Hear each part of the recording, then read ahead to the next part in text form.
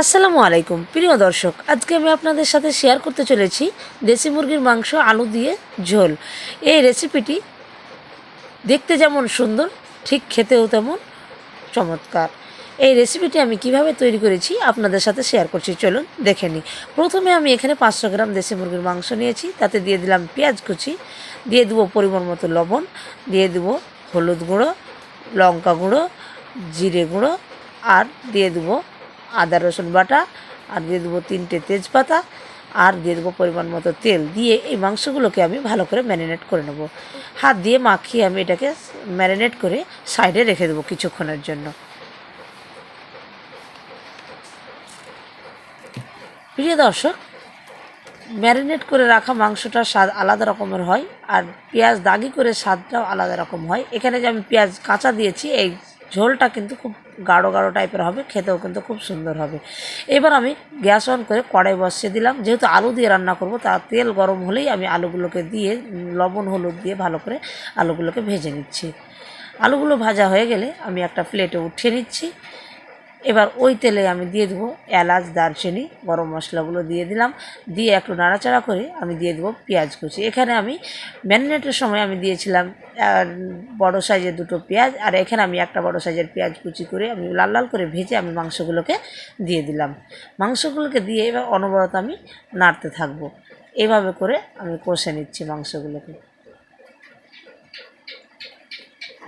প্রিয় দর্শক, আমার চ্যানেল নতুন হয়ে থাকলে সাবস্ক্রাইব করার অনুরোধ রইল, আর অবশ্যই ফিডব্যাকটা জানাবেন, আর বন্ধুদের সাথে শেয়ার করবেন, আর কমেন্টে অবশ্যই জানাবেন কেমন হয়েছে।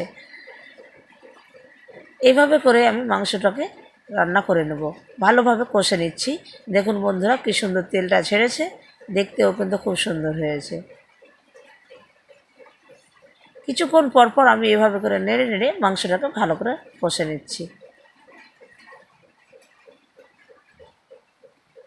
মাংস প্রায় কষানো হয়ে গেছে। এবার এখানে আমি দিয়ে দেবো ভেজে রাখা আলুগুলোকে। এই আলুগুলোকে দিয়ে আমি আরও কিছুক্ষণ এটাকে ভালো করে কষে নিচ্ছি। আলুগুলো ভাজার সময় 50% সিদ্ধ হয়েছিল, এখানে আমি কষে কষে আরও 50% মতো সিদ্ধ করে নিচ্ছি। দেখেন বন্ধুরা, এভাবেই কিন্তু আমি নেড়ে চেড়ে কষে নিচ্ছি। এবার আমি যেহেতু মাংসতে গরম জল ব্যবহার করি, সাইডে আমি গরম করেছিলাম জল, সেই জলটা আমি দিয়ে দিলাম ঝোলের জন্য। ঝোল একটু কম মনে হলে আমি আর একটু জল এখানে আমি অ্যাড করে দিচ্ছি। দিয়ে আমি এটাকে 5 মিনিট ফুটিয়ে নেব। দেখেন বন্ধুরা, মাংসটা ফুটে গেছে।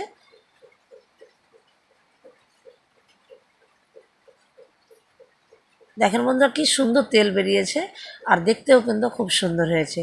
আজকের রেসিপি এই পর্যন্ত। দেখা হবে অন্য কোনো রেসিপি নিয়ে ইনশাল্লাহ পরে। আসসালামু আলাইকুম ওয়া রাহমাতুল্লাহ। ভালো থাকবেন সবাই।